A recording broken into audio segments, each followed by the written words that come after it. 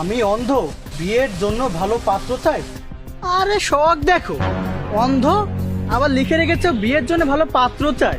এই তুই তো শুধু অন্ধ না, পাগলেও মনে হচ্ছে। ওকে আবার কে বিয়ে করবে? এই দাঁড়া, এই নে 20 টাকা, ভিক্ষা করে খা।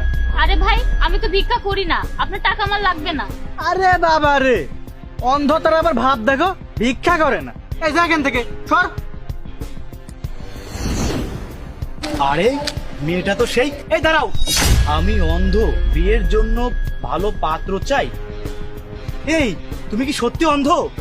হ্যাঁ, আমি সত্যি অন্ধ। আরে বাহ, এত সুন্দর মেয়ে, অন্ধ, তাও আবার বিয়ে করবে। অন্ধ হলেও তো দেখতে সেই, কিন্তু আমার ঘরে তো বউ আছে। বউ থাকলেও বিয়ে করে একে ভিক্ষা করানো যাবে, আমার ইনকামের আরো একটা রাস্তা হবে। কিন্তু কাউকে কিছু জানানো যাবে না। আর এটা তো চোখেও দেখে না, কোনো সমস্যা হবে না। এই শোনো, তুমি অন্ধ হলেও অনেক সুন্দর দেখতে, তোমাকে আমার অনেক ভালো লেগে গেছে। আমি তোমাকে বিয়ে করব, কিন্তু আমার একটা শর্ত আছে। কি শর্ত আপনার, বলেন। বিয়ের পর আমাকে ভিক্ষা করে খাওয়ানো লাগবে। না না, আমি ভিক্ষা করতে পারবো না। অন্ধ আবার ভিক্ষা করবে না? এই তোকে বিয়ের পর কে বসিয়ে বসিয়ে খাওয়াবে? তোকে তাহলে তো আমি বিয়ে করতে পারবো না।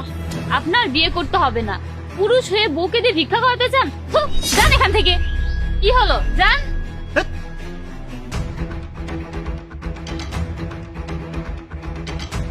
আরে ম্যাডাম, দাঁড়ান দাঁড়ান। আমি অন্ধ, বিয়ের জন্য ভালো পাত্র চাই। ম্যাডাম, আপনাকে দেখা তো ভালো ফ্যামিলির মেয়ে মনে হইতেছে, তা আপনি কি সত্যি অন্ধ? হ্যাঁ, আমি সত্যি অন্ধ। আমার তো বিয়ের বয়স হয়েছে। অন্ধ বলে কেউ আমাকে বিয়ে করতে চায় না, তাই আমি নিজেই পাত্র খুঁজছি।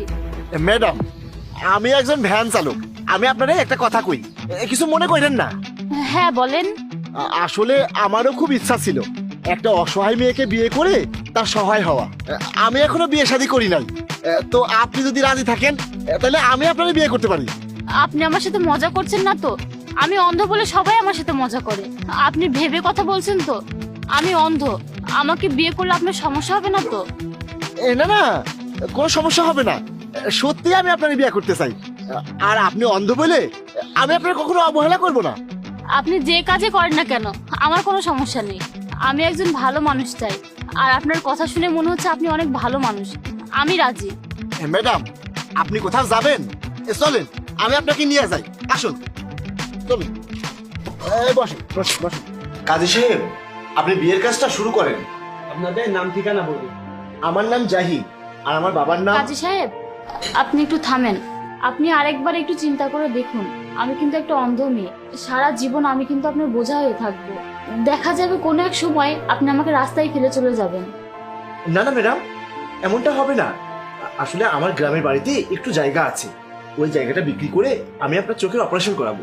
আমার একটা চোখ আমি আপনাকে দিয়ে দেবো, তাহলে আমরা দুজনেই স্বাভাবিকভাবে চলাফেরা করতে পারবো। সত্যি আপনি আমাকে একটা চোখ দিয়ে দিবেন? হ্যাঁ ম্যাডাম, সত্যি আমি আমার একটা চোখ আপনাকে দিয়ে দেবো। আমার দুই চোখ দিয়ে আমরা আমাদের পৃথিবী দেখবো।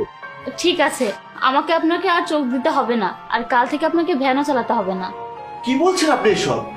তাহলে আমরা চলবো কি করে?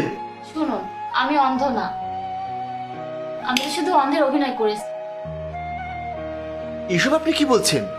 আপনি অন্ধ না, আবার আপনার অনেক সম্পত্তিও আছে। তাহলে তো আমি সামান্য একজন ভ্যান চালক, আমি তো আপনার যোগ্য না। আসলে এই পৃথিবীতে আমার কেউ নেই, কিন্তু আমার অনেক সম্পত্তি আছে। তাই আমি চেয়েছিলাম একজন ভালো, সৎ, নির্লোভী আর চরিত্রবান ছেলেকে বিয়ে করতে, যাতে আমার সবকিছু ঠিক থাকে।